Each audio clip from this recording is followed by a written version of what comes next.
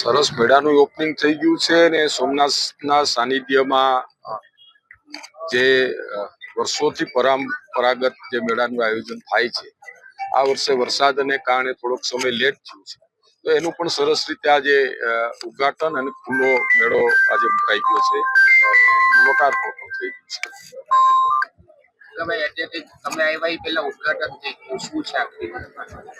કોઈને કોઈ આમંત્રણ દેવામાં કઈ સતી રહી ગઈ હોય, કોઈ માણસની ક્યારેક ભૂલ પણ થતી હોય છે અને કદાચ સમજવા ફેરવું તો સમયને હિસાબે કદાચ ને થોડું વહેલું થઈ ગયું હોય.